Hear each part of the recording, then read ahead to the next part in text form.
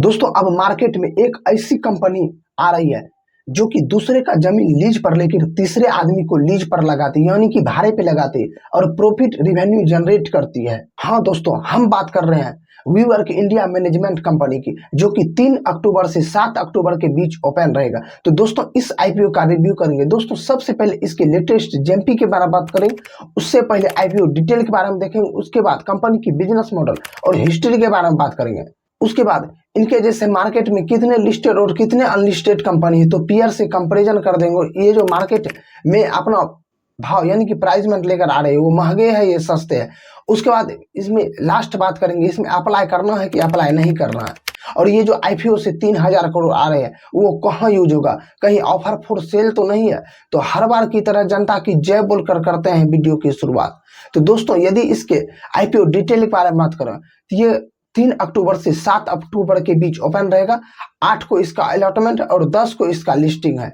यदि मैं इसके प्राइसमेंट के बारे में बात करूं, 615 से 648 रुपया के बीच रखा गया और टोटल 3000 करोड़ इशू साइज है। लेकिन ये पूरा का पूरा ओएफएस है, यानी कि ऑफर फॉर सेल। ये कंपनी पैसा जो भी आईपीओ से जुटाएगी यानी कि प्रमोटर के घर जाएगी और एम्प्लॉइज को 60 रुपया का डिस्काउंट है। और टोटल लॉट यानी कि एक लॉट में 23 शेयर है और फेस वैल्यू 10 रुपया है। ये एनएससी और बीएससी दोनों पर लिस्ट होगी। अब दोस्तों कंपनी की बिजनेस मॉडल के बारे में बात कर लेते हैं। तो ये कंपनी सन 2016 में, इसे एम्बेसी ग्रुप ने 2016 में बेंगलुरु की रियल कंपनी ने लाई थी। एम्बेसी ग्रुप का इसमें लगभग 76% स्टेक है। दोस्तों ये जो बिजनेस करती है, अब मैं आपको बिजनेस मॉडल के बारे में समझाते हैं। तो ये बिजनेस जो करती है, मान लीजिए दूसरे का जमीन लेकर वो घर पर लंबे समय के लिए लीज पर लेती है, उसके बाद उसका मैनेजमेंट करती है, यानी कि तोड़फोड़ करके उसको नए की तरह बनाती है और अगले स्टार्टअप को, फ्रीलांसर को, छोटे मोटे बिजनेसमैन को वो प्रोवाइड करती है और वो लीज लेती है। आप मान लीजिए कि ये रेडीमेड काम करती है, मतलब रेडीमेड में फैशनेबल काम। ये एकदम फैशनेबल मॉडर्न लेवल की ऑफिस बनाती है और उसे लीज पर लगा देती है आगे, जो कि ये दूसरे से जो लीज पर लेती है वो लंबे समय के लिए लीज पर लेती है। और ये मुंबई, हैदराबाद, दिल्ली जैसे शहरों में ये काम करती है। ये सबसे बड़ा पॉजिटिव पॉइंट है इस कंपनी के लिए, क्योंकि बड़े बड़े शहर, जो कि बड़े बड़े शहर है, ये उसमें internet, furniture, meeting room provide करती है, जिससे कि इस कंपनी का छोटे मोटे फाइनेंसर, छोटे मोटे बिजनेसमैन ये लीज पर लेती है। और ये इंटरनेट, ये सब वगैरह का अलग से भाड़ा लेती है, यानी कि अलग से चार्ज करती है। ये छोटे मोटे कंपनियों के साथ साथ बड़े बड़े कंपनियों को भी लीज पर देती है। कंपनी के पास पूरे भारत में 94,000 सीट, 59 सेंटर और 8 बड़े बड़े शहरों में है। दोस्तों ये तो आप बिजनेस मॉडल के बारे में समझ गए। आप यदि मैं आपको सिंपल भाषा में समझाएं, ये दूसरे की जमीन भाड़े और लीज पर लेती है, तो उसका मैनेजमेंट करती है और ये आगे प्रोवाइड कर देती है छोटे मोटे फ्रीलांसर को, और वहां से ये भाड़ा लेती है और ज्यादा भाड़ा लेती है, जिससे ये कि पुराने मकान मालिक को ये लीज देती है। और ये बीच में जो प्रॉफिट होता है वो प्रॉफिट जनरेट करते हैं। ये कमाई कहाँ से करते हैं आपको पता चल गया, ये भाड़े लेके कमाई करते हैं। और छोटे इसका एक्स्ट्रा इनकम जो है सर्विस चार्ज, यानी कि इंटरनेट, कॉफी, ये इवेंट का भी खर्च लेती है। और ये इसका खर्च कहाँ होता है आप ये भी समझ लीजिए। कमाती यहाँ से, अब खर्च कहाँ होता है? खर्च जो होता है इनका दूसरे को लीज देने में, यदि इसका भाड़ा नहीं लगा और ये तो जिस मालिक से लिया उनको लीज देना जरूरी है। ये सबसे बड़ा निगेटिव पॉइंट है इस कंपनी के लिए। ये ना तो इसके पास अपना जमीन है, ना ही इसके पास अपना घर है, ये दूसरे का लेके ही काम करती है। इसका खर्च जो होता है, बिल्डिंग की किराया, बिजली का बिल, स्टाफ, मैनेजमेंट, इंटीरियर और मैनेजमेंट का ये खर्च उठाती है और यही इनका खर्च होता है। अब दोस्तों इतना समझ गए तो इसके फाइनेंशियल बैकग्राउंड देख लेते हैं। कंपनी लॉस मेकिंग है या प्रॉफिट में है? दोस्तों यदि इसका टाइम पीरियड के बारे में बात करूं तो ये 2023 से 2025 के बीच दिया गया। यदि मैं इसके एसेट्स के बारे में बात करूं तो ये एसेट्स में साल दर साल ग्रोथ है। और टोटल इनकम के बारे में बात करूं तो टोटल इनकम में भी साल दर साल ग्रोथ है, यानी कि 2023 में इनका टोटल इनकम 1422 करोड़ था, 2024 में 1737 करोड़ और 2025 में 2024 करोड़, यानी कि टोटल इनकम में लगातार ग्रोथ है। अब प्रॉफिट आफ्टर टैक्स यानी कि पैट के बारे में बात करो तो ये 2023 में लॉस मेकिंग कंपनी थे और 2024 में लॉस मेकिंग कंपनी थे, लेकिन ये थोड़ा थोड़ा लॉस रिकवर की है। ये पॉजिटिव पॉइंट है। जैसे कि 2023 में इनके पास 146 करोड़ माइनस में था 2023 के पास, और 2024 में इनके पास 135 करोड़ माइनस में था और 2025 में 128 करोड़ ये पॉजिटिव में आ गए।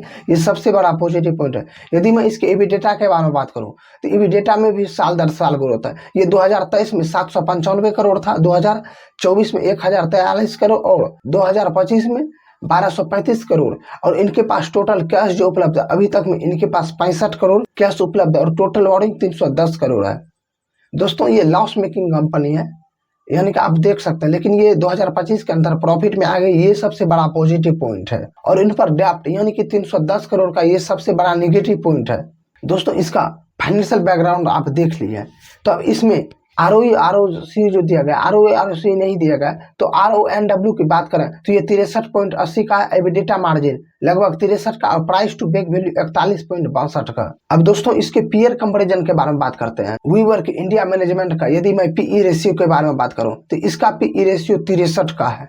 ऑफिस स्पेस सॉल्यूशन जो कि कुछ दिन पहले ही इनका IPO आया था, इसका PE रेशियो 59 का। स्मार्ट वर्क क्रॉकिंग स्पेस का PE रेशियो दिया नहीं गया, उसके बाद इंडिक्यू स्पेस का PE रेशियो भी नहीं दिया गया।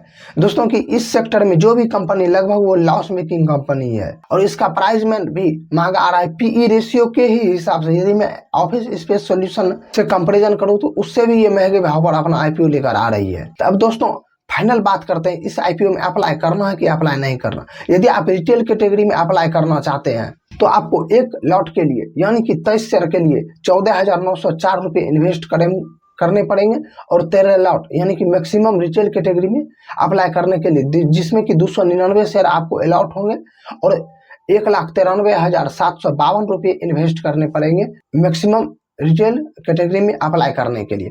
अब दोस्तों फाइनल बात कर लेते हैं, इसमें अप्लाई करना है कि अप्लाई नहीं करना है। यदि अप्लाई करें तो लिस्टिंग गेन के लिए करें, लॉन्ग टर्म के लिए करें। तो अब दोस्तों ये भी आप सोच सकते हैं, इसका GMP जो चल रहा है यानी कि 2% चल रहा है, ये लिस्टिंग गेन के लिए नहीं हो सकता है, क्योंकि अभी अच्छे IPO भी माइनस में लिस्टिंग हो रहा है। तो मैं लिस्टिंग गेन के लिए नहीं जाना चाहूंगा। अब लॉन्ग टर्म के बारे में बात कर लेते हैं, तो उससे पहले इसके स्ट्रेंथ और वीकनेस के बारे में बात कर लेते हैं। सबसे पहले इसके स्ट्रेंथ के बारे में बात करते हैं, तो ये बड़े बड़े शहरों में काम करते हैं, ये सबसे बड़ा पॉजिटिव पॉइंट है। और इसका एक पॉजिटिव पॉइंट ये है कि इससे पहले ये कंपनी लॉस मेकिंग थी, उसके बाद ये 2025 में प्रॉफिट यानी कि 128 करोड़ प्रॉफिट जनरेट की है। अब इसके वीकनेस के बारे में बात करते हैं, तो इसका प्राइसमेंट थोड़ा महंगा है, यानी कि वैल्यूएशन भी महंगा है और टोटल इशू साइज यानी कि 3000 करोड़ ये ऑफर फॉर सेल है। और कंपनी को पैसा का जरूरत था, लेकिन ये कंपनी यानी कि इसका प्रमोटर अपना हिस्सेदारी बेच रही है, सबसे बड़ा नेगेटिव पॉइंट है। और ये कुछ यानी कि दिल्ली, मुंबई, हैदराबाद शहरों पर ही सिर्फ निर्भर है। और एक सबसे बड़ा नेगेटिव पॉइंट ये भी है कि ना इनका जमीन होता है, ना इनका बिल्डिंग होता है, सिर्फ लीज पर लेके आगे लीज पर देती है। इससे लॉस ये है दोस्तों कि यदि ये लीज पर लेती है और लीज पर देती है, लीज लेने वाला कुछ दिन नहीं मिला यानी कि कुछ भी दिन नहीं मिला, तो ये लीज यानी कि उस मालिक यानी कि बिल्डिंग वाले मालिक और जमीन वाले मालिक को ये लीज खुद से देती है, जो कि ये सबसे बड़ा नेगेटिव पॉइंट और लॉस। तो दोस्तों टोटल कैलकुलेशन मैं अपना कैलकुलेशन बताता हूँ। इस IPO में मैं ना तो लिस्टिंग गेन के लिए जाना चाहूंगा, ना ही लॉन्ग टर्म के लिए जाना चाहूंगा, क्योंकि इससे अच्छे कंपनी मार्केट में लिस्टेड है। अब दोस्तों मेरा फाइनल कैलकुलेशन, मैं सेबी रजिस्टर्ड एडवाइजर नहीं हूँ, मेरे द्वारा दिया गया इन्फॉर्मेशन सिर्फ एजुकेशनल पर्पस के लिए है। यदि इस IPO में अप्लाई आप कर रहे हैं तो आप अपना फाइनेंशियल एडवाइजर से जरूर सलाह लें, लेकिन मैंने आपको जितना भी बताया इससे तो आपको खुद डिसीजन बनाने में भी आपको अच्छा अनुभव हो जाएगा। यदि इससे आपको कुछ भी इन्फॉर्मेशन आया हो तो दोस्तों चैनल को सब्सक्राइब कर लीजिए और आप इस IPO में क्या प्लान है कमेंट बॉक्स में कमेंट कर दीजिए और वीडियो पसंद आए तो लाइक जरूर कर दिए। जाते जाते जय हिंद।